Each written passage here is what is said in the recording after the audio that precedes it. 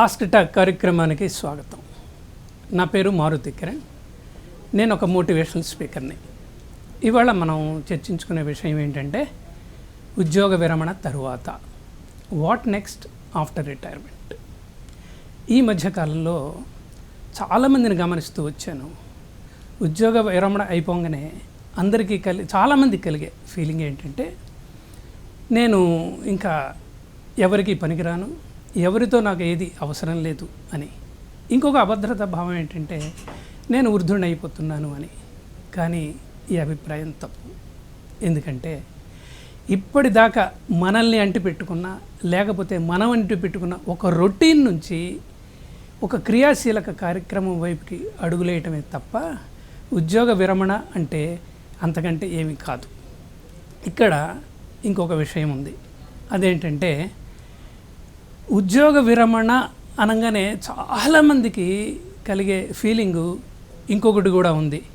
ఇంకా నాకేం పనేమీ లేదు, నేనేం చేయాలో నాకేమీ తోచట్లేదు అని. కానీ ఉద్యోగ విరమణ అంటే ఒక అద్భుతమైన అవకాశం. అంటే ఒక ఇన్నింగ్స్ అయిపోయిన తర్వాత రెండో ఇన్నింగ్స్ని స్టార్ట్ చేయటం లాంటిది అనమాట.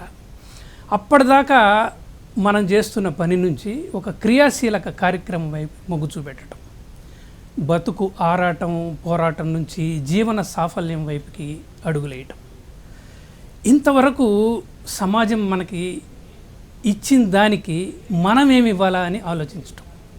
ఇంకో విధంగా చెప్పాలి అంటే ఆధ్యాత్మికత వైపుకి అడుగులేయటం.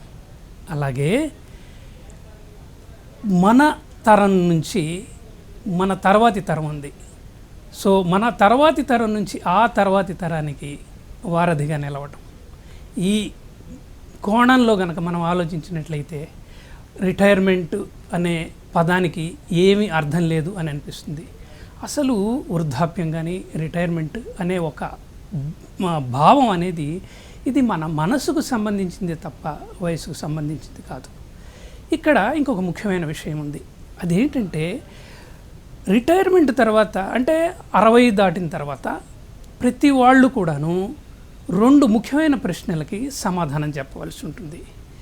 అందులో మొదటి ప్రశ్న ఏంటంటే మీ ఆరోగ్యం ఎలా ఉంది అని ఎవరన్నా అడిగినప్పుడు నా ఆరోగ్యం అద్భుతంగా ఉంది, నాకు బీపీలు కానీ షుగర్లు కానీ ఏమీ లేవు, కీళ్ళ నొప్పులు కూడా ఏమీ లేవు, దేవుడి దయ వల్ల ఆరోగ్యం చాలా బాగుందని చెప్పగలిగితే మీరు నిజంగా గొప్ప వ్యక్తి కిందే లెక్క. ఇంకపోతే రెండవ ప్రశ్న మనకు ఎదురయ్యేది ఏంటంటే మీ పిల్లలు ఎలా ఉన్నారు, బాగా సెటిల్ అయ్యారా అని. ఇక్కడ కూడా మనము పిల్లలు బాగా సెటిల్ అయ్యారండి, ఇబ్బంది ఏమీ లేదు, వాళ్ళ జీవితం ఏదో వాళ్ళు కొనసాగిస్తున్నారు, వాళ్ళు సంతృప్తిగానే ఉన్నారు, వాళ్ళు సంతృప్తిగా ఉన్నారు కాబట్టి మేము కూడాను సంతృప్తిగా ఉన్నాము అనే సమాధానం కనుక చెప్పగలిగినట్లయితే మీ అంత అదృష్టవంతులు ఎవ్వరూ లేరు. ఇక్కడ ఇంకొకటి ఏంటంటే ఒక వయసు వచ్చేసిన తర్వాత, అంటే ఒక వయసు దాటిన తర్వాత మీకు ఎంత బ్యాంకు బ్యాలెన్స్ ఉందని కాదు, మీరు ఎంత ఖరీదైన కారులో తిరుగుతున్నారని కాదు, మీలో ఉత్సాహం ఉందా లేదా అనేది. ఇక్కడే ఒక ముఖ్యమైన కొటేషన్ ఉంది. అదేంటంటే ఉత్సాహం పోయిన మరుక్షణం వృద్ధాప్యం వచ్చేయటం ఖాయము అని చెప్పేసి. ఇంకొకటి ముఖ్యమైన విషయం మనం ఇక్కడ గమనించాల్సింది ఏంటంటే కాలాన్ని ఎలా గడపాలి అని చెప్పేసి. ఇంతవరకు ఆరాటము పోరాటంలో మన జీవితం గడిచిపోయింది. ఉద్యోగాన్ని చాలా సిన్సియర్గా చేశాము, పిల్లల్ని పెంచి పెద్ద చేశాము, వాళ్ళకి వివాహాలు చేసేసాము, వాళ్ళకు కూడాను పిల్లలు కలిగారు. ఈ తరం మారుతున్నది. ఈ మారుతున్న తరంలో మనము ఒక విధంగా డిప్లొమాటిక్గా ఉండటం కంటే వాళ్ళతో చెలిమి చేస్తూ ముందుకు అడుగులేయటం మంచిది. మనం ఉద్యోగ నిర్వహణలో ఉన్నప్పుడు చాలా కోల్పోయాం. అదేంటంటే హాయిగా చెప్పులు లేకుండా పచ్చగడ్డిలో నడవచ్చు, కదిలే మేఘాలని అలా చూస్తూ ఉండొచ్చు, గలగలలాడే నీటి శబ్దాన్ని కూడా మనం వినొచ్చు. ఒక అద్భుతమైన ప్రపంచంలో మనం వివరించడానికి ప్రయత్నం చేయొచ్చు. ఇక్కడ ఇంకొక విషయం ఏంటంటే ప్రతి మనిషిలో కూడాను ఒక బాలుడు దాగి ఉంటాడండి. అది చిన్నప్పటి నుంచి కూడాను మన కోరికలు తీర్చుకుందామనే ప్రయత్నంలో ఆ బాలుడు ఉంటాడు. కానీ ఆ బాలుడిని ఈ సమాజం కానీ మన ఉద్యోగం కానీ, మన అధికారులు కానీ, మన బంధువర్గం కానీ, లేకపోతే మన చుట్టూ ఉన్న ఈ సామాజిక వాతావరణం ఆ బాలుణ్ణి బయటికి రానివ్వదు. అటువంటప్పుడు మనము చేయవలసింది ఒకటే, ప్రశాంతంగా జీవితం గడుపుతున్నప్పుడు మనతో పాటు మన బాల్యమిత్రులు కూడా కొంతమంది ఉంటారు. వాళ్ళ దగ్గరికి వెళ్ళి హాయిగా కాలక్షేపం చేయటం. ఆ కాలక్షేపం చేసే పద్ధతిలో మనము ఎన్నో విషయాలు ఒక్కసారి బాల్యానికి పోయి చర్చించుకుంటూ ఉంటే చాలా బాగుంటుంది. ఇంకొకటి, ఇక్కడ ఉద్యోగ విరమణ తర్వాత ముఖ్యంగా అందరూ గమనించాల్సిన విషయం ఒకటి ఉంది. ఇది నేను చెప్పడానికి ప్రయత్నిస్తున్నాను, జాగ్రత్తగా అర్థం చేసుకోవడానికి ప్రయత్నించండి. అదేంటంటే, నీ భోజనం నువ్వు తినగలుగుతూ ఉన్నంతకాలం, నీ కాళ్ళ మీద నువ్వు నిలబడి నడవగలుగుతూ ఉన్నంతకాలము, అట్లాగే విపరీతమైన నొప్పితో బాధపడుతూ ఉండనంతకాలము మీ అంత అదృష్టవంతులు లేరనుకోండి. ఏమి జరిగినా సరే ఈ విషయాన్ని మటుకు ఎట్టి పరిస్థితుల్లో మర్చిపోవద్దు. ఇంకొక విషయం ఏంటంటే, రచయితలు ఉన్నారు, వాళ్ళు నిజంగా రిటైర్ అయిపోతున్నారా? మఠాధిపతులు ఉన్నారు, వాళ్ళు నిజంగా రిటైర్ అయిపోతున్నారా? అట్లాగే ప్రొఫెషనల్స్ ఉన్నారు, డాక్టర్స్ ఉన్నారు, ఇంజనీర్స్ ఉన్నారు, అట్లాగే పర్సనాలిటీ డెవలప్మెంట్ స్పీకర్స్ ఉన్నారు, వ్యాపారవేత్తలు ఉన్నారు. వీళ్ళందరూ నిజంగా రిటైర్ అయిపోతున్నారా? రిటైర్ కావటం లేదు. రిటైర్మెంట్ అనేది ఒక మానసిక ప్రవృత్తే తప్ప అంతకంటే ఏమీ కాదు. ఉద్యోగ విరమణ తర్వాత, అంటే ఒక వయసు వచ్చిన తర్వాత మనము కొన్ని పనులు మనం తప్పకుండా చేయవలసి ఉంటుందండి. అదేంటంటే, మన శరీరము మనతో మాట్లాడటం మొదలు పెడుతూ ఉంటుంది. ఎక్కడో మన జాయింట్స్ దగ్గర పెయిన్ వస్తున్నట్టు అనిపిస్తూ ఉంటుంది. ఒక్కొక్కసారి శ్వాసని బరువుగా తీసుకున్నట్టుగా ఉంటుంది. ఈ విషయంలో మనం భయపడవలసిన అవసరం లేదు. మంచి నడక, మంచి వ్యాయామం, అట్లాగే ప్రాణాయామము, ఇవి గనక చేసినట్లయితే మన జీవితం నిజంగా అద్భుతంగా ఉంటుంది. ఇది చాలామంది సాయంత్రం చేస్తే బాగుంటుందని అనుకుంటారు. తప్పనిసరి అయితే సాయంత్రము, లేకపోతే ఉదయాన్నే చేయటం కూడాను చాలా మంచిది. ఇంకొకటి ఇక్కడ మనం గమనించవలసింది ఏంటంటే, తరం మారుతున్నది. ఒకప్పటి తరంలాగా ఇప్పటి తరం లేదు. ఇప్పటి తరం వేగాన్ని అందుకుంది, పరుగును అందుకుంది. ప్రతి వాళ్ళు, భార్య కానీ భర్త కానీ బయటికి పోయే ప్రపంచంలో ఉన్నారు. అటువంటప్పుడు వాళ్ళతో మనము చాలా డిప్లొమాటిక్గా మనం డీల్ చేయవలసి ఉంటుంది. ఇప్పుడు మన అమ్మాయికి వివాహం చేశాము, ఇంకొక అత్తవారింటికి పంపించేసాము. కానీ ఇంకొక అమ్మాయిని భగవంతుడు మనకి కోడల రూపంలో ప్రవేశపెట్టాడు. ఎప్పుడు కూడాను మనం గుర్తుపెట్టుకోవాల్సింది ఏంటంటే, వాళ్ళకి మనం ఏ విధంగా వాళ్ళ దైనందిన కార్యక్రమంలో పనికొస్తామా అని. కిచెన్లోకి వెళ్ళండి, హాయిగా కూరలు తరగవలసిన అవసరం వస్తే మొహమాటం లేకుండా తరిగి పెట్టండి. లేదంటే వాషింగ్ మిషన్లో బట్టలు వేసి శుభ్రంగా అవి ఆరిన తర్వాత పెట్టేసేయండి, ఎండబెట్టేస్తే సరిపోతుంది. కానీ ఇంకో ముఖ్యమైన విషయం ఉంది. పుస్తక పఠనానికి మించింది వ్యాపకం వేరేదేమీ లేదండి. అయితే ఈ పుస్తక పఠనం అనేది, ఇది ఏదో రిటైర్ అయిన తర్వాత చదువుకుందాంలే, అప్పుడు కాలక్షేపం చేద్దాంలే అని అనుకుంటే కుదిరే విషయం కాదు. చిన్న మొక్కలాగా మనతో పాటు పెరగవలసిన వ్యాపకం అది. పుస్తకం గనక చేతిలో ఉందంటే మనము ప్రపంచాన్ని మర్చిపోవచ్చు. ఇప్పుడు నా దగ్గర చాలా పుస్తకాలు ఉన్నాయి. మహాత్మా గాంధీ, నెల్సన్ మండేలా, వివేకానంద, రామకృష్ణ, వీళ్ళందరి పుస్తకాలు ఉన్నాయి. కానీ వాళ్ళు ఈ భూమి మీద లేరు. కానీ ఆ పుస్తకాన్ని పట్టుకొని స్పృశించినప్పుడు, ఆ పుస్తకంలోని విషయాలు నేను చదువుతున్నప్పుడు ఒక ఏకాంత సమావేశం నేను వాళ్ళతో జరుపుతున్నానా అని అనిపిస్తూ ఉంటుంది. కాబట్టి అద్భుతమైన పుస్తక పఠనానికి మించింది లేదండి. కాకపోతే ఇక్కడ మనం ఇంకొక విషయాన్ని కూడాను గమనించవలసి ఉంటుంది. ఈ మధ్యనే ఒక మిత్రుడు కలిశాడు. ఆ మిత్రుడితో నేను మాట్లాడుతూ ఉన్నాను. ఎలా ఉందండి జీవితం, కాలక్షేపం ఎలా చేస్తున్నారని అడిగాను.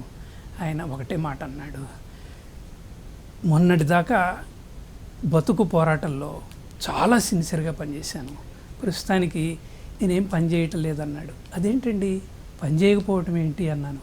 నిజమండి, నాకు పనేమి లేదు, అట్లని చెప్పేసి నేను ఐడియల్గా లేను అన్నాడు. నాకు చాలా ఆశ్చర్యం వేసింది. ఒక పక్క పని లేదంటున్నారు, ఇంకో పక్కేమో ఐడియల్గా లేను అంటున్నారు. నాకు అర్థం కావటం లేదు, ఇంకొంచెం వివరంగా చెప్పండి అన్నాను. ఏమీ లేదండి, నేను ఏకాంతాన్ని ఆస్వాదిస్తున్నాను, అట్లాగే నిశ్శబ్దాన్ని ప్రేమిస్తున్నాను అని అన్నాడు. అంటే ఏకాంతాన్ని కూడాను నిశ్శబ్దాన్ని కూడాను ఆయన అద్భుతంగా అనుభవిస్తున్నాడు అన్నమాట. ఇంకొక వాక్యం కూడా చెప్పాడు, ఎన్నో పోరాటాలు చేశానండి, ఎన్నో కష్టాలు పడ్డానండి, అక్కడి నుంచి నేను దేవుడి దయవల్ల బట్టి పడగలిగాను. కాకపోతే ఏంటంటే నా జీవితం ఎందుకో ఒక్కొక్కసారి ఆలోచింపదగ్గ జీవితమే అని అనిపిస్తున్నది. అటువంటప్పుడు రాస్తే బాగుంటుంది కదా అని చెప్పేసి నా జీవితంలో జరిగిన సంఘటనలన్నిటినీ కూడాను నేను కాగితం మీద పెట్టడానికి ప్రయత్నిస్తున్నాను. అది ఎందుకో నాకు ఈ మధ్య చాలా సంతృప్తినిస్తున్నది అని అన్నాడు. నిజంగా ఆయన మాటలు వింటూ ఉంటే నాకు ఒక కొటేషన్ గుర్తుకొచ్చింది. ఒక మేధావి అన్నాడు ఏంటంటే, మీ జీవితం నిజంగా గనక ఆలోచింపదగ్గది గనక అయినట్లయితే రాయదగ్గది కూడా అని అన్నాడు.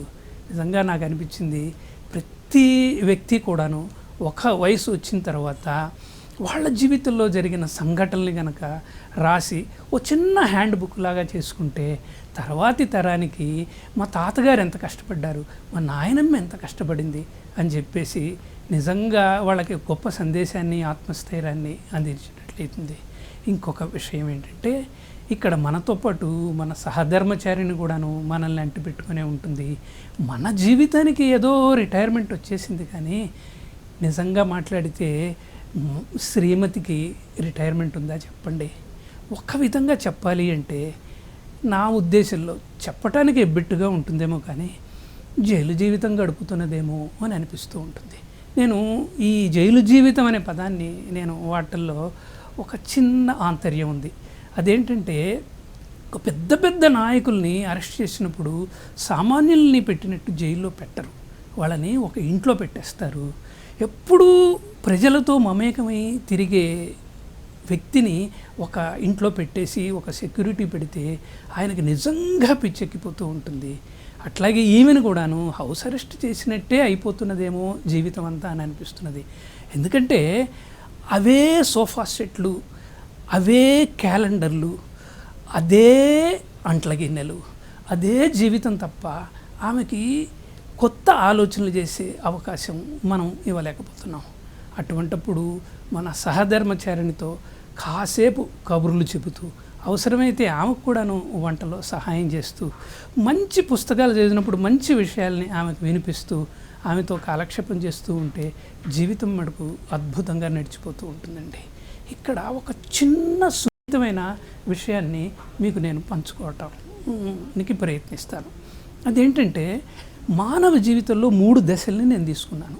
కొత్తగా పెళ్ళైన కుర్రవాడికి ఎట్లా ఉంటుందంటే మానసిక పరిస్థితి యవ్వనపు ప్రేమలో ఉంటాడు. భార్య ఏదో కష్టపడిపోతున్నది, కందిపోతున్నది కాబట్టి కిచెన్లో పోయి హెల్ప్ చేద్దామని అనుకుంటాడు. కూరలు తిరిగే ప్రయత్నం చేస్తాడు, వేలు కట్ అవుతుంది, రక్తం వస్తుంది. వెంటనే అబ్బా అంటాడు. భార్య అంటుంది, మీకెందుకండి, నేను చేయమని చెప్పానా, హాయిగా మీ పని మీరు చేసుకోవచ్చు కదా అంటుంది. అంటే అదొక స్వతంత్ర భావననే వ్యక్తపరుస్తుంది. కొంతకాలం అయిపోతుంది, పిల్లలు పెరుగుతారు, పెద్దవాళ్ళు అయిపోతారు, టీనేజ్కి వస్తారు. కానీ ఒక పక్క చెమటలు గారుతూ ఆ రొటీన్తో అడ్జస్ట్ అవుతూ ఇబ్బంది పడుతుంటే మళ్ళీ మనిషి మనసులో ఒక చిన్న భావన వస్తుంది, కిచెన్లో పోయి హెల్ప్ చేద్దాం కదా అని చెప్పేసి మళ్ళీ వెంటనే కూరలు తేడానికి ప్రయత్నం చేస్తాడు, మళ్ళీ చేయి తెగిపోతుంది. అప్పుడు భార్య అంటుంది అనునయంగా, కలం పట్టుకునే చేతులు కత్తి పట్టుకుంటే ఎలాగండి అంటుంది. నాకు తీరిక లేదు కానీ వెళ్ళి కట్టుకోండి అంటుంది. వెంటనే ఇలా కొంతకాలం గడిచిపోతుంది. పిల్లలకి పెళ్ళిళ్ళు చేసేస్తారు, వాళ్ళు వేరే వేరే ప్రాంతాల్లో సెటిల్ అయిపోతారు, వీళ్ళిద్దరూ మిగిలిపోతారు. అప్పుడు ఆ ముసలమ్మని చూసి మళ్ళీ జాలిపడి ఈ ముసలాయన కిచెన్లోకి వెళ్ళి మళ్ళీ కూరలు తరగడం మొదలు పెడతాడు. పాపం హెల్ప్ చేద్దామని చెప్పేసి మళ్ళీ వేలు తెగుతుంది, అబ్బా అని అరుస్తాడు. ఒక్కసారి ఆ వృద్ధురాలైన శ్రీమతి ఆయన దగ్గరికి వచ్చి ఒక్కసారి ఆ వేలుని నోట్లో పెట్టుకొని చప్పరిస్తుంది. ఆమె కళ్ళల్లో కూడాను నీళ్లు నిండుతాయి. ఆ కళ్ళలో నుంచి, ఆ కళ్ళజోడులో నుంచి, ఆయన కళ్ళజోడులో నుంచి కళ్ళను చూస్తూ ఉంటుంది. ఆయన కళ్ళల్లో కూడాను నీళ్లు నిండుతాయి. భుజం మీద చేసి ఒక్కసారిగా అలా చేయటం తప్పు కదా అని కళ్ళతోనే మాట్లాడుతూ ఉంటుంది. ఆయన కూడాను ఆ భుజం మీద చేసి ఒక్కసారి చిరునవ్వు నవ్వుతాడు. చూడండి, ఇది ఊహించుకొని చూడండి ఎలా ఉంటుందో ఈ సన్నివేశం. ఏది ఏమైనా వృద్ధాప్యాన్ని కూడాను చాలా అద్భుతంగా అనుభవించవచ్చండి. కాబట్టి తరం మారుతుందని మీరు ఎప్పుడూ అనుకోవద్దు. ఆ మారుతున్న తరానికి మీకు ఒక అనుభవాల ఆస్తి ఒకటి ఉంది. మీరు చాలా తప్పొప్పులు చేశారు, ఆ చిట్టా ఉంది మీ దగ్గర. ఈ తప్పొప్పుల్ని ఒప్పులు చేసే ప్రయత్నంలో ఏ విధమైన సలహా మీ కొడుకులకి ఇస్తే బాగుంటుంది, మీ మనవాళ్ళకి మనవరాళ్ళకి ఇస్తే బాగుంటుందో ఆలోచించండి. నిజంగా జీవితం అద్భుతంగా ఉంటుందండి. ఇది నిజంగా పెద్ద సబ్జెక్టే. కాకపోతే ఇంకా చాలా విషయాలు ఉన్నాయి. ఈసారి మళ్ళీ కలిసినప్పుడు మాట్లాడుకుందాము. నమస్కారం.